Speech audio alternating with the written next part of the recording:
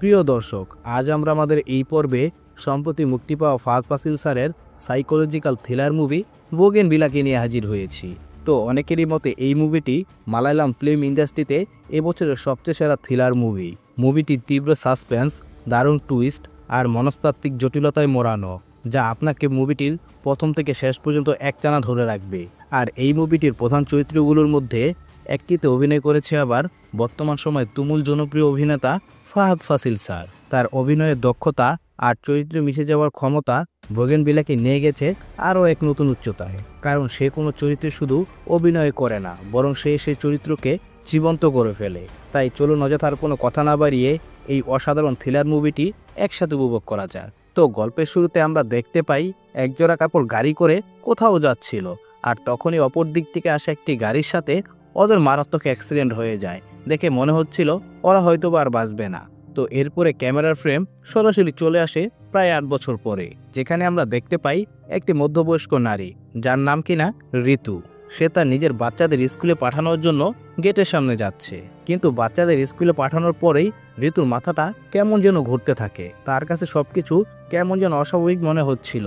তাই ঋতু সাথে সাথে ঘরে এসে ওর নিজের কাজের লোক রিমাকে ডাকতে থাকে, আর রিমাকে জিজ্ঞাসা করে যে বাচ্চাদের আসলে কে গাড়িতে তুলে দিয়েছে, তুমি নাকি আমি। তখন রিমা উত্তরে জানায় যে আপনিই তো এখনই বাচ্চাদের ছেড়ে আসলেন। আর এই কথা শুনে ঋতু তার ঘরে চলে যায় এবং একটি ডায়েরি খুলে বসে। আর সেখানে আমরা দেখতে পাই মূলত আমরা গল্পের শুরুতে যে অ্যাক্সিডেন্টটি দেখেছিলাম এটি ঋতু আর ওর হাজব্যান্ডের সাথেই হয়েছিল। আর সেই ঘটনার পর থেকেই ঋতুর মেমোরি লসের প্রবলেম শুরু হয়। অবশ্য ঋতু অনেকবারই চেষ্টা করে তার পুরনো অতীতের কথা মনে করতে, কিন্তু বেচারি ওর বাচ্চা এবং ওর স্বামী ছাড়া আর কাউকে মনে করতে পারে না। যাই হোক, আমরা আরও জানতে পারি ঋতু কিন্তু একজন ভালো পেন্টারও। ও ওর চিন্তা পেন্টিংয়ের মাধ্যমে তুলে ধরার চেষ্টা করে, কিন্তু কেন জানি না বারবারই ওর পেন্টিং একই রকম হয়ে যায়, মানে একটি ফুলের ছবি। তবে প্রতিবারই পেন্টিং করার পরে ঋতু সেই ছবিটি আবার মোবাইল ফোন দিয়ে তুলে রাখত। অন্যদিকে আমরা দেখতে পাই ঋতুর হাজব্যান্ড থমাসকে, যে কিনা আবার ডাক্তার ছিল। তো একটা সময় কলিংদের সাথে থমাস কথা বলার সময় তার কলিং বর্তমানে ঋতুর অবস্থার ব্যাপারে জিজ্ঞাসা করলে থমাস জানায় যে ঋতু তাকে প্রতিদিনই ঘর থেকে বাইরে ছেড়ে দিতে আসে। থমাস যখন কাজে আসে তখন তার সব কিছুই মনে থাকে, কিন্তু যখনই থমাস কাজ থেকে বাড়ি ফিরে তখন ঋতু সব ভুলে যায়। তাই থমাসকে প্রতিদিনই ঋতুকে আবারও পুরাতন ঘটনা আবারও মনে করে দিতে হয়। এখানে আমরা থমাসের কথাবার্তা থেকে আরও জানতে পারি যে ঋতুর এই রোগের লক্ষণ আগে থেকেই ছিল, কিন্তু ওই অ্যাক্সিডেন্টের পরে সেটা খুব বেড়ে গিয়েছিল। তাই ডাক্তার থমাসকে বলেছিল যে হয়তোবা তার ওয়াইফকে তার সারা জীবন এইভাবে কেয়ার করতে হতে পারে। মানে ওই যে ঋতু ভুলে যায় আবার থমাস যে ওকে মনে করায়, সেটাই আর কি। আর থমাসও আদর্শ স্বামীর মতো নিজের ওয়াইফের খেয়াল রাখে। যাই হোক, থমাসের ব্যাপারে আমরা আরও জানতে পারি সে মূলত সানডেতেই তার নিজের ফার্ম হাউসে নিজের সাথে একান্ত সময় কাটায়। অন্যদিকে আমরা দেখতে পাই ঋতু তার কাজের মেয়ে রিমা এবং রিমার হাজব্যান্ডকে নিয়ে সে পেন্টিং বিক্রি করতে যাচ্ছে, কিন্তু অবাক করা বিষয় হলো কোন এক অজ্ঞাত ব্যক্তি প্রতিবারে ঋতুর পেন্টিংগুলো কিনে নেয়। সে নাকি ঋতুর পেন্টিংয়ের খুব বড় ভক্ত। তো এরপরে আমরা দেখতে পাই সেই ভক্ত আর কেউ নয় বরং ঋতুর হাজব্যান্ড থমাস, যে কিনা প্রতিবারই ঋতুর পেন্টিংগুলো কিনে তার নিজের ফার্ম হাউসে রেখে দেয়। কারণটাও বেশ স্বাভাবিক, যেহেতু থমাস ঋতুকে বেশ ভালোবাসে, তাই সে চায় তার বউ যেন সবসময় হাসি মুখে থাকুক। যাই হোক, এরপরে থমাস যখন ফার্ম হাউস থেকে আসে তখন সে দেখতে পায় ঋতু পেন্টিং করার ঘরে চারিদিকে কাগজ এবং রং ছিটিয়ে রেখেছে, আর সে ভীষণ কান্না করছে, কারণ সে ওই ফুলটি ছাড়া আর কোনো কিছু আঁকতে পারছে না। যাই হোক, এসব দেখে থমাস তাকে কোনো মতে শান্ত করে রুমে নিয়ে আসে এবং ওকে ভালোভাবে পরিষ্কার করে স্নান করিয়ে দেয়। কিন্তু গোসলখানা থেকে যখন ঋতু বের হয় তখন সে পুরোপুরি ভেজা ছিল। তখন আমরা থমাসের কথাবার্তা থেকে বুঝতে পারি মূলত ঋতু প্রতিদিনই বাথটাব থেকে পা পিছলে পড়ে যায়। মূলত আজও সে বাথটাব থেকে পা পিছলে পড়ে গেছে। তাই থমাস শান্ত গলায় বলে যে আমি তোমাকে কতবার বলেছি বাথটাবে কিছুটা পানি কম নিও। যাই হোক, এরপরে থমাস ঋতুর মাথা মুছিয়ে এবং ওষুধ খাইয়ে ওকে ঘুম পাড়িয়ে দেয়। এরপরে থমাস ঋতুর ফোন থেকে সকল পেন্টিং করা ফুলের ছবিগুলো ডিলিট করে দেয়, যাতে করে তার মাথা থেকে এই ফুলের ছবিগুলো একেবারে ভ্যানিশ হয়ে যায় এবং সে যেন নতুন কিছু আঁকতে পারে। তো মাঝরাতে খারাপ স্বপ্ন দেখার কারণে হঠাৎ করে ঋতুর ঘুম ভেঙে যায়। ওর মনে হতে থাকে ওদের এই বাড়িতে চুরি হতে পারে। তাই ঋতু থমাসকে বলে যে তাদের সিকিউরিটি ক্যামেরা লাগানো উচিত, আর থমাসও ঋতুকে আশ্বস্ত করে যে কাল সে ব্যবস্থা করে দেবে। যাই হোক, পরদিন সকালে আমরা দেখতে পাই ঋতু তার বাচ্চাদের স্কুলে পাঠানোর জন্য রেডি করছিল, কিন্তু অবাক করা বিষয় হলো আজ তো সানডে, আর সানডেতে স্কুলও বন্ধ থাকে। তাহলে এই বাচ্চাগুলো আসলে যাচ্ছেটা কোথায়? যাই হোক, এরপরে আমরা দেখতে পাই ক্যামেরা লাগানোর জন্য কোম্পানি থেকে লোক চলে এসেছে। তবে এতগুলো লোককে ঋতু একসাথে দেখে সে ভীষণ ভয় পেয়ে যায়। তাই সে কিচেনে যায় পানি খেতে, কিন্তু তখনই ঋতুর মেমোরি লস হয়ে যায়, যার ফলে ঋতু যখন এতগুলো লোককে তার নিজের সামনে দেখতে পায় সে ভেবেই পায় না সে কি করবে। তাই ও করে কি, একটি ছুরি নিয়ে সেই লোকগুলোকে সরাতে থাকে এবং ওই লোকগুলোকে ভয়ও দেখাতে থাকে। কারণ ঋতু যেহেতু সবকিছু বর্তমানে ভুলে গেছে, তাই ও ভাবছে যে হয়তোবা এই লোকগুলো ওর কোনো ক্ষতি করতে পারে। এমনকি ঋতু ওর হাজব্যান্ড থমাসকে পর্যন্ত চিনতে পারছিল না। আর এই কারণে থমাস যতবার ওকে শান্ত করতে চাচ্ছিল ও ততবারই আরও বেশি উত্তেজিত হয়ে যাচ্ছিল। শেষমেশ আর কোনো পথ না পেয়ে থমাস ওকে থাপ্পড় দিয়ে অজ্ঞান করে ফেলে এবং এরপরে ওকে কুলে তুলে নিয়ে ঘরে গিয়ে শুয়ে দিয়ে আসে। তারপর থমাস বাইরে এসে ক্যামেরা ফিট করা লোকদের কাছে ঋতুর কন্ডিশনের কথা বলে। থমাস আরও বলে সে যদি ঋতুকে না মেরে শান্ত করত তাহলে হয়তোবা ঋতু তার নিজেরও ক্ষতি করতে পারত। যাই হোক, এরপরে রাত্রিবেলা আবারও ঋতুর ঘুম ভেঙে যায়। ঋতু তখন ঠিকই ছিল, কিন্তু তখন ঋতু রিয়েলাইজ করে যে তাদের ঘরের মধ্যে কোনো চোর এসেছে হয়তো। ঋতু দেখতে পায় থমাসের মাথায় আঘাত লেগেছে, আর তারপরে ঋতু দেখতে পায় যে ওদের বেডের মধ্যে রক্ত পড়ে রয়েছে। এরপরে আমরা দেখতে পাই কেউ ঋতুকে মারার চেষ্টা করছে, কিন্তু এরপরে কি হয় সে রাতে তা আর দেখানো হয় না। তো পরদিন সকালে আমরা দেখতে পাই থমাস তার নিজের হাসপাতালে গিয়ে তার নিজের চোটের ট্রিটমেন্ট করছিল, কিন্তু সে মলমপট্টি করায়নি, কারণ ঋতু যদি এটা দেখে তাহলে সে ভয় পেয়ে যাবে। কারণ কালকে রাতের কথা ঋতুর কোনো কিছুই মনে নেই। তবে এখানে প্রশ্ন হলো, আসলে গত রাতে কি এমন হয়েছিল? যাই হোক, আমরা দেখতে পাই ঋতু আবারও ছবি আঁকা শুরু করেছে, কিন্তু এবার আর সে সেই ফুলটি আর আঁকছে না, বরং এবার সে সূর্যমুখী ফুলের ছবি এঁকেছে। যার মানে হলো ঋতু এখন নিজ থেকে তার পুরনো স্মৃতি মনে করার চেষ্টা করছে। এরপরে ঋতু ফটো নেওয়ার জন্য তার ফোন চেক করে, কিন্তু সেখানে একটাও ফটো ছিল না। তা কী কারণে ছবি নেই তা তো আমরা সবাই জানি, কারণ তার হাজব্যান্ড থমাস সেই ছবিগুলো আগেই ডিলিট করে দিয়েছিল। যাই হোক, এরপরে ছবি আঁকা শেষ করে যখন ঋতু বাইরে আসে তখন রিমি টিভিটাকে অন করে, যেখানে আমরা নিউজের মাধ্যমে দেখতে পাই একজন পলিটিক্যাল লিডারের মেয়ে মিসিং হয়েছে, যার নাম ছায়া। সে মিসিং হওয়ার সময় সূর্যমুখী ফুলের ছাপা ড্রেস পরা ছিল। আর ঋতু যখন ভালোভাবে ছায়ার ফটোটাকে দেখে তখন সে কিছু একটা মনে করতে থাকে। তার মনে হতে থাকে সে এই মেয়েকে কোথাও না কোথাও দেখেছে, অথবা সে হয়তো তাকে চিনে।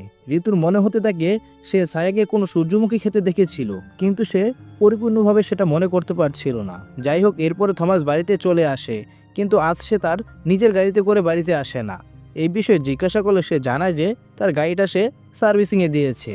আর বাড়িতে আসার পরেই ঋতু থমাসকে তার নিজের আঁকা ছবিগুলো দেখায়, কারণ আজ সে একটি র্যাবিট, ব্যাটম্যান এবং সূর্যমুখী ফুলের ছবি এঁকেছিল, এবং ঋতু সিদ্ধান্ত নেয় যে এইসব ছবিগুলো সে তার বাচ্চাদের রুমে লাগাবে। যাই হোক, পরদিন সকালে হঠাৎ করে ওদের বাড়িতে পুলিশ চলে আসে, আর এর সাথে সাথে মুভিতে এন্ট্রি হয় ফাহাদ ফাসিল স্যারের, যে কিনা একজন পুলিশ অফিসার, যাকে আমরা এই মুভিতে ডেভিড বলেই ডাকবো। যাই হোক, পুলিশ জানায় যে ছায়া একটা পলিটিক্যাল লিডারের মেয়ে ছিল, তার মিসিং হওয়াটা একটা বড় কেস, আর পুলিশ সেই কারণেই এখানে জিজ্ঞাসাবাদ করার জন্য এসেছে। আর তাদের কাছে প্রমাণ রয়েছে ছায়া যেই কলেজে পড়তো সেখানে লাস্ট ঋতুর সাথে ছায়াকে দেখা গেছে, কিন্তু অদ্ভুত ব্যাপার হলো ঋতুর এই বিষয়ে কোনো কিছুই মনে নেই। আর এই কারণে পুলিশ তাকে যতটা কড়াকড়িভাবে প্রশ্ন করছিল সে তার কোনো জবাবই দিতে পারছিল না। তাই থমাস ডেভিডকে বাইরে ডেকে এনে ঋতুর বর্তমান অবস্থার কথা বলে। থমাস ডেভিডকে আরও জানায় যে সে যতই জিজ্ঞাসাবাদ করুক না কেন ঋতুর মুখ থেকে সে প্রতিবারই ভিন্ন ধরনের উত্তর পাবে। আর এইসব কথা শুনে এবং ঋতুর কন্ডিশন দেখে ডেভিড সেখান থেকে তার ফোর্স নিয়ে চলে যায়। আর যাওয়ার আগে সে থমাসকে বলে যায় সে যেন পরদিন মেডিকেল রিপোর্ট এবং ঋতুকে নিয়ে পুলিশ স্টেশনে চলে আসে। যাই হোক, পরদিন সকালে থমাসও মেডিকেল রিপোর্ট এবং ঋতুকে নিয়ে পুলিশ স্টেশনে চলে আসে। পুলিশ ঋতুকে জিজ্ঞাসা করে যে সে ওই দিন ওই হোস্টেলের সামনে কি করছিল, অথবা সে ছায়ার ব্যাপারে কোনো কিছু জানে কিনা কিংবা কোনো কিছু মনে পড়ে কিনা একটু চেষ্টা করে দেখতে। এ কারণে ঋতু অনেক কিছু মনে করার চেষ্টা করে, কিন্তু সে কিছুই মনে করতে পারে না। তবে হঠাৎ করে সে বলে ওঠে যে আমি সেখানে একজন মহিলার সাথে ছায়াকে কথা বলতে দেখেছিলাম। তখন পুলিশ জিজ্ঞাসা করে মহিলাটি আসলে কে ছিল। তাই ঋতু আবারও চেষ্টা করে আসলে কে ছিল সেই মহিলাটি। তবে কিছুক্ষণ পরে তার মনে পড়ে সেই মহিলাটি আর কেউ না, বরং তার কাজের মেয়ে রিমি ছিল। আর এই কথা বলে সেই বাইরে চলে আসে। আর বাইরে আসার পরে থমাস ঋতুকে বোঝায় যে তুমি কিভাবে রিমির নাম নিতে পারো, ও তোমার কতটা খেয়াল রাখে, তোমার ওর কথা একটু হলেও ভাবা উচিত ছিল। থমাস প্রশ্ন করে যে তোমার কি মনে হয় রিমি এসব কাজ করতে পারে? থমাস আরও বলে এখন দেখো তোমার জন্য রিমি পুলিশের কেসে ফেসে গেল। যাই হোক, এরপরে পুলিশ রিমির জিজ্ঞাসাবাদ শুরু করে। রিমি জানায় যে সেদিন তো সে একটা ইভেন্টে গিয়েছিল, দরকার পড়লে তার হাজবেন্ডকে জিজ্ঞাসা করে নিতে পারে পুলিশ। তো এরপরে শুরু হয় থমাসের জিজ্ঞাসাবাদ। পুলিশ থমাসের কাছে জিজ্ঞাসা করে যে আপনার বাড়িতে চোর এসেছিল, আপনি কমপ্লেন করেননি কেন? উত্তরে থমাস বলে যে চোর আমাদের বাসা থেকে কোনো কিছু চুরি করেনি, তাই কোনো অভিযোগও করা হয়নি। থমাস পুলিশদের আরও বলে আপনি কিছুদিন পরে ঋতুকে আবারও সেম প্রশ্ন করবেন, কিন্তু দেখবেন উত্তরটা পরিপূর্ণ ভিন্ন হবে, কারণ ঋতুর মেমোরি প্রতিনিয়ত নষ্ট হতে থাকে। ও নিজে কি বলে সেটা ও নিজেও জানে না। তাই থমাস পুলিশকে বলে যে ঋতুর বলা কথাগুলো যেন তারা সিরিয়াসলি না নেয়। আর এইদিকে ডেভিডের কেসের একমাত্র মেন লিড হচ্ছে ঋতু। শুধুমাত্র তার এই কন্ডিশনের জন্য তার সাথে নর্মাল বিহেভিয়ার করা হচ্ছে, আর ঋতুর বাচ্চাগুলোর জন্যই তাকে এখান থেকে বর্তমানে যেতে দিচ্ছে। তা না হলে ডেভিড ঋতুকে এখানেই বসিয়ে রাখতো। তো এসব কথা শুনে থমাস বেরিয়ে যাওয়ার আগে সে ডেভিডকে একটা কথা বলে। সে বলে মূলত আমাদের কোনো বাচ্চা নেই, আর এই বাচ্চাদের বিষয়টা সম্পূর্ণ ঋতুর ভ্রম। এসব কথা শোনার পরে পুলিশ চুপ হয়ে যায়, আর ডেভিড সিদ্ধান্ত নেয় যে ঋতুর সাথে কথা বলার জন্য ক্রিমিনাল সাইকোলজিস্ট ডাকা হবে, যাতে তার কন্ডিশন খেয়াল করে তাকে জিজ্ঞাসাবাদ করা যায়। তো পরের দিন আমরা মীরা নামের একজন সাইকোলজিস্ট দেখতে পাই, যে কিনা আজকে ঋতুকে জিজ্ঞাসাবাদ করবে। যাই হোক, এরপরে শুরু হয় জিজ্ঞাসাবাদ। পুলিশ ঋতুকে একটা ভিডিও ফুটেজ দেখায়, আর ডেভিড বলে যে কলেজের বাইরের ফুটেজ আমি নিজে চেক করেছি, আর সেখানে আপনিই ছিলেন। সেখানে রিমা মোটে উপস্থিত ছিল না, কারণ ও ওর শ্বশুরবাড়িতে একটা প্রোগ্রামে গিয়েছিল। তখন মীরা ঋতুকে বলে যে আপনি একটু মাথায় জোর দিয়ে ভাবতে থাকেন আসলে সেই দিন ওইখানে ঠিক কি হয়েছিল। কিন্তু ঋতু কোনো কিছু মনে করতে পারছিল না। আর এসব দেখে ডেভিড ঋতুকে চলে যেতে বলে। তো এরপরে ঋতু যখন বাইরে আসে তখন সে আস্তে আস্তে মনে করতে থাকে আসলে সেদিন কি হয়েছিল। একটা সময় তার মনে পড়ে সেখানে রিমি বা অন্য কেউ ছিল না, বরং সেখানে সে নিজেই ছিল। এরপরে থমাস এবং ঋতু সরাসরি চলে যায় রিমাদের বাসায়, কারণ পুলিশি জবানবন্দির ওই কাণ্ডর পরে রিমা আর ওদের বাসায় কাজ করতে আসছিল না। তো এরপরে থমাস ওই অনাকাঙ্ক্ষিত ঘটনার জন্য ওদের কাছে ক্ষমা চায় এবং রিমাকে খুব কষ্ট করে ম্যানেজ করে আবার ওদের বাসায় কাজ করার জন্য। অন্যদিকে আমরা দেখতে পাই পুলিশ একটা ডেড বডি পেয়েছে, তার সাথে একটি ব্যাসলাইট। আর এইদিকে আমরা দেখতে পাই রিমা ঋতুকে মনে করিয়ে দেয় যে তার একটি ব্যাসলাইট হারিয়ে গেছে। রিমি ঘরের সব জায়গায় খোঁজ নিয়েছে, কিন্তু সে কোথাও ব্যাসলাইটটি পায়নি, যার কারণে তারা দুজন মিলে গাড়িতে খুঁজতে যায়, কিন্তু গাড়িতে গিয়েও তারা ব্যাসলাইটটি খুঁজে পায় না। এরপরে রিমি হঠাৎ করে বলে ওঠে যে এই গাড়ি তো সার্ভিসিংয়ে গিয়েছিল, হয়তোবা সেখানেই পড়ে গিয়েছে। তো এরপরে তারা সার্ভিসিং সেন্টারে চলে যায় এবং তারা জানতে পারে যে ওই দিন তো এই গাড়ি এখানে আসেইনি। তখন ওদের মনে পড়ে যে ব্যাসলাইট হারিয়ে যাওয়ার আগে এই গাড়ি দিয়ে তারা হসপিটালে গিয়েছিল। ওরা ধারণা করে যে হয়তোবা ঋতুর ব্যাসলাইটটি হাসপাতালের কোথাও পড়ে গেছে।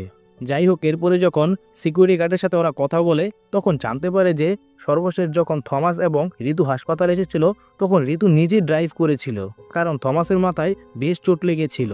আর এই কথা শুনে তো সবাই অবাক হয়ে যায়, এমনকি ঋতু নিজেই তো অবাক হয়ে যায়, ও যে ড্রাইভ করতে পারে সেটা তো নিজেই জানে না।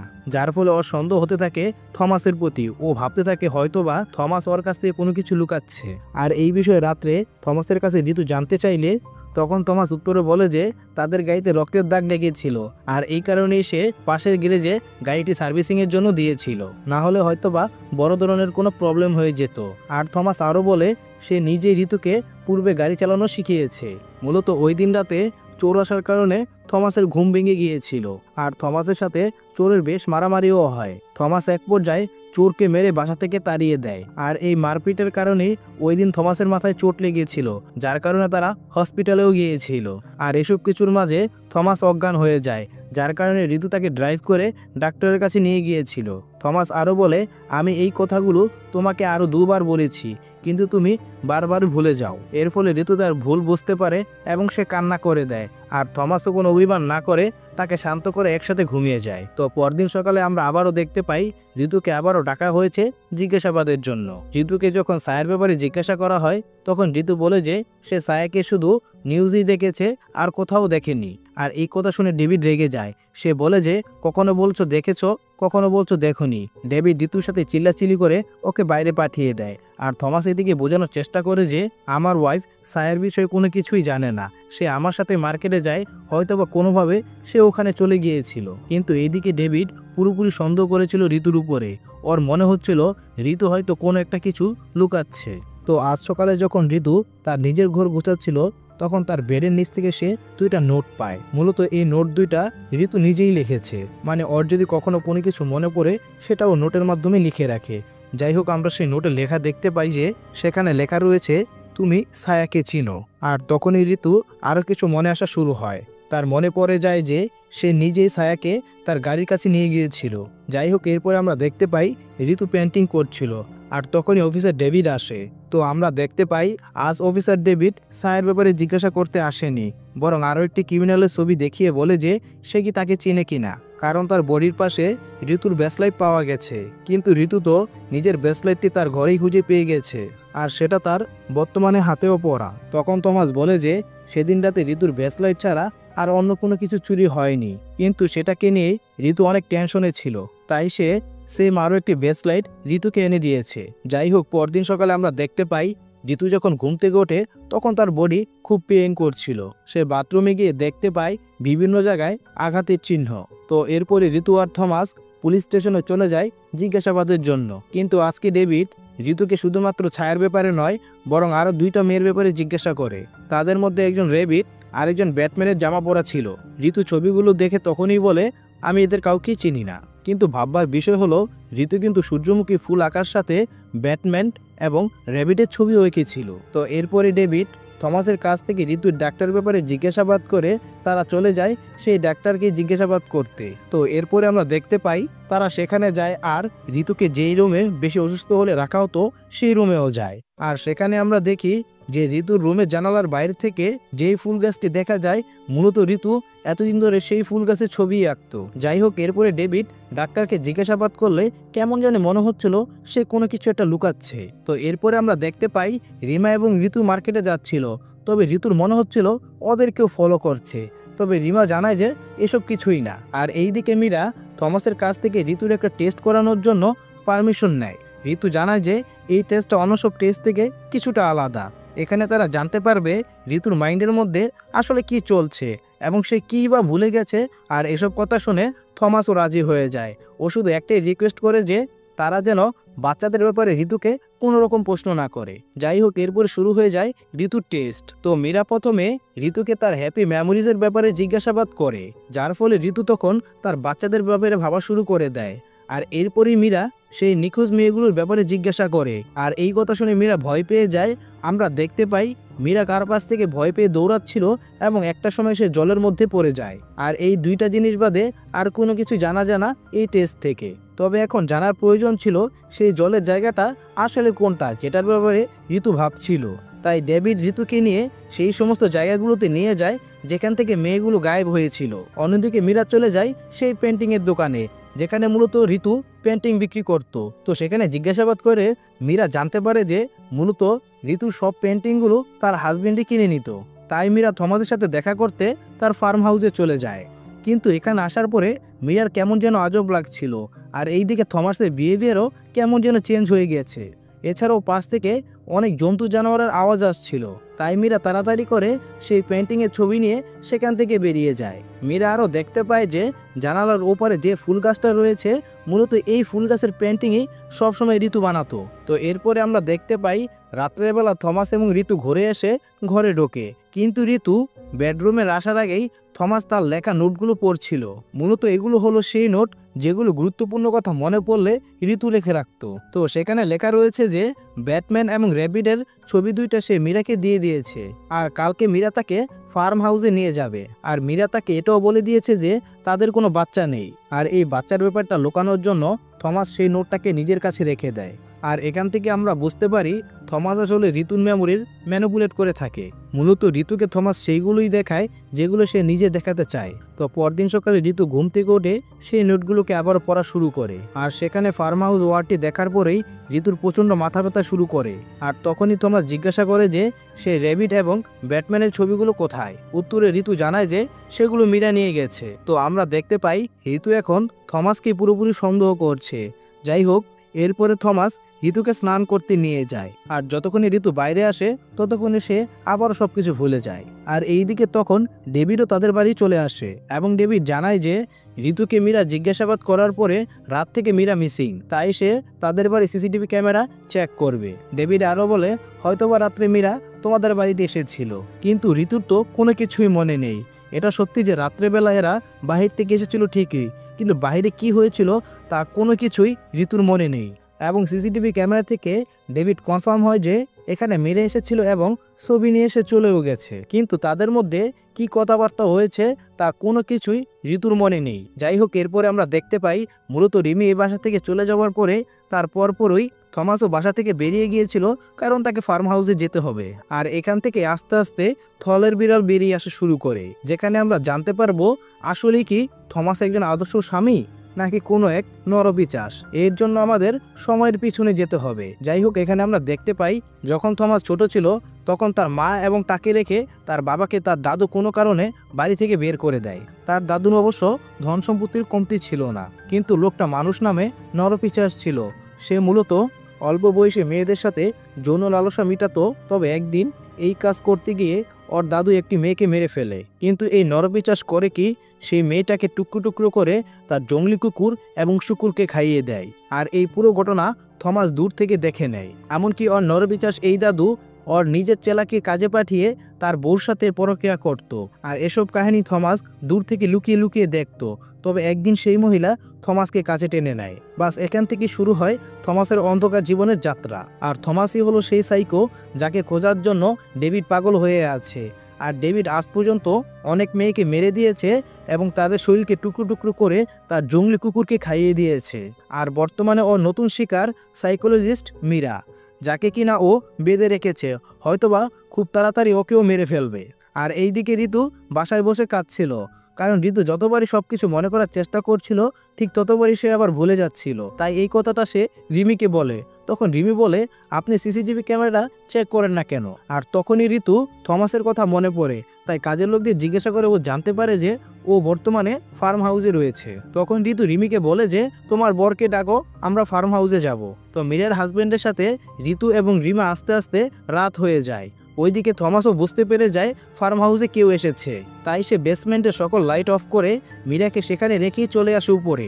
আর উপরে এসে দরজা জানলা খুলে দেখতে পায় সে তার ওয়াইফ এখানে চলে এসেছে। এরপরে থমাস খুব শান্তভাবে তার ওয়াইফ এবং তার কাজের মেয়ে রিমিকে তার বাসায় নিয়ে আসে এবং সে বলে যে আমি বাইরে গিয়ে রিমির হাজবেন্ডের সাথে কথা বলে আসি। আর যখনই থমাস ঘর থেকে বাইরে আসে সে তখনই ঘরের সদর দরজা লক করে দেয়। এরপরে রিমির হাজবেন্ডের কাছে থমাস গিয়ে কোনো কথা না বলেই সরাসরি ওকে মেরে ফেলে এবং ওর লাশের উপরে জঙ্গলি কুকুর ছেড়ে দেয়, যেটা দেখে ঋতু এবং রিমা কোনো মতে বাইরে চলে আসে। কিন্তু বাইরে আসার পরেই সাইকো থমাস রিমাকেও মেরে ফেলে। আর আমরা দেখতে পাই এই নৃশংস ঘটনা দেখার পরে ঋতুর শরীর খারাপ হয়ে যায়, ও বমি করতে শুরু করে। আর বমি করার সাথে সাথে ঋতু আবারও সবকিছু ভুলে যায়। আর এই কারণে থমাস আবারও আদর করে ওকে ঘরে নিয়ে ঘুম পাড়িয়ে দেয় আর রিমাকে সে বেসমেন্টের চেম্বারে নিয়ে যায়। এরপরে থমাস মদ খেতে খেতে সব ছবিতে আগুন লাগিয়ে দেয়। আর এই আগুন দেখে ঋতুর তার পুরনো সকল স্মৃতি মনে পড়ে যায়। মূলত ওর হাজবেন্ড এতদিন ওকে ব্যবহার করত। থমাস ঋতুর উপরে এতদিন নির্মম অত্যাচার করত। ওই যে মাঝখানে আপনাদের মনে আছে ঋতুর একদিন সকালে প্রচণ্ড শরীর ব্যথা এবং ওর শরীরে বিভিন্ন আঘাতের চিহ্ন ছিল, মূলত এগুলো থমাসের দেওয়া আঘাত। থমাস করত কি বদ্ধ করে উচ্চস্বরে গান বাজিয়ে ওকে ইচ্ছা মতো মারত এবং ঋতুর স্মৃতি মোছার জন্য থমাস নিজেই স্নানের নাম করে ওকে নিয়ে ইচ্ছা মতন চুবাতো। কারণ ওই অ্যাক্সিডেন্টের পরে ঋতুর মেমোরি লসের প্রবলেম শুরু হয়, আর সেই ফায়দাটা সে অমানুষের মতন এতদিন লুটেছিল। যাই হোক, থমাস ওই ঋতুর মাধ্যমে সারা এবং বাকি ওই দুইটা মেয়েকে কিডন্যাপ করেছিল, যাদেরকে ও মেরে টুকরো টুকরো করে ওর পোষা কুকুর এবং শুকুরকে খাইয়ে দিয়েছে। মূলত ঋতুর মাধ্যমে ও বিভিন্ন মেয়েদের টার্গেট করে ওদের গাড়ি অবধি আনতো। এরপরে ও মেয়েদের কিডন্যাপ করত, আর এভাবে ও মীরাকেও ঋতুর মাধ্যমে কিডন্যাপ করেছে।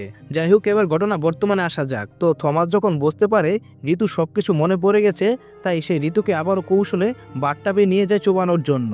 আর যখনই থমাস ঋতুকে চুপ দিতে যাবে তখন ঋতু কৌশলে থমাসকে বাথটাবে চুবিয়ে দরজা লক করে পালাতে থাকে। আর আমরা দেখতে পাই বাড়ির বাইরে সেই জঙ্গলি কুকুরগুলো রিমির হাজবেন্ডের মাংস খাচ্ছিল। আর এই দৃশ্য দেখে ঋতু আবারও ভয় পেয়ে যায়। তারপরও সে জঙ্গলের দিকে ছুটতে থাকে, কিন্তু তার পিছনে বন্দুক নিয়ে থমাসও চলে আসে জঙ্গলে একটা সময় ঋতু পুকুরে পড়ে যায় আর সেখান থেকে থমাস তাকে আবারও তুলে নিয়ে আসে বেসমেন্টে। এরপরে থমাস একটি ইঞ্জেকশন দেখে ঋতুকে বলে, এটা তুমি তোমার শরীরে নিজেই লাগিয়ে নাও, আমি লাগালে আবার কষ্ট হবে। আর ঋতু ভয়ে ভয়ে ইঞ্জেকশনটা নিজের শরীরে লাগানোর ভান করে সুযোগ বুঝে থমাসের পায়ে গেঁথে দেয়। আর ওইদিকে মীরা উঠে গিয়ে নিজের দড়ি দিয়ে থমাসের গলা চেপে ধরে। এরপর এদের মধ্যে বেশ ভয়ঙ্কর ফাইটিং হয়। এক পর্যায়ে থমাসকে ঋতু বন্দুকের গান পয়েন্টে নিয়ে আসে। তখন থমাস ঋতুর হাতে পায়ে ধরতে থাকে সে যেন তাকে না মারে, সতলত সে তার স্বামী। তখন পাশ থেকে মীরা বলে, তাড়াতাড়ি শ্যুট করে দাও, ও তোমার স্বামী নয়। এরপরে ঋতু আর কোনো কথা না ভেবে ওকে শ্যুট করে দেয়। এরপর কিছুক্ষণের মধ্যেই সেখানে পুলিশ চলে আসে। এরপরে মীরা সব সত্যি কথা বলে। সে বলে এই কেসটাকে নিয়ে সে অনেক দিন ধরে স্টাডি করছিল। তার প্রথমেই সন্দেহ হয়েছিল এই ফার্ম হাউসের উপরে। সে ভেবেছিল এটা পুলিশকে জানাবে এবং ফার্ম হাউসে চেক করাবে, কিন্তু তার আগেই থমাস তাকে ধরে নিয়ে এসেছিল। যাই হোক, এরপর অফিসাররা জানায় যে এই ফার্ম হাউস থেকে মোট 13টা মেয়ের জিনিসপত্র পেয়েছে তারা, মানে এখানে মোট 13টি মেয়েকে হত্যা করা হয়েছে। অবশ্য এই সংখ্যা বেশিও হতে পারে। আর ডেভিড ঋতুকে বলে, তাদের মধ্যে তুমি একজন যে কিনা বেঁচে গিয়েছ, আর তোমাকে ঋতু এই কারণেই ও বাঁচিয়ে রেখেছিল কারণ তুমি সবকিছু ভুলে যেতে। সে তোমাকে ইচ্ছা মতন ব্যবহার করতে পারত। ডেভিড আরও জানায় যে তোমার আসল নাম কিন্তু ঋতু না, তোমার আসল নাম হলো আফতার। তো মুভি শেষে আমরা দেখতে পাই আফতার জেলে গিয়ে থমাসের সাথে দেখা করে। সো এখানে এই মুভির গল্প শেষ হয়ে যায়।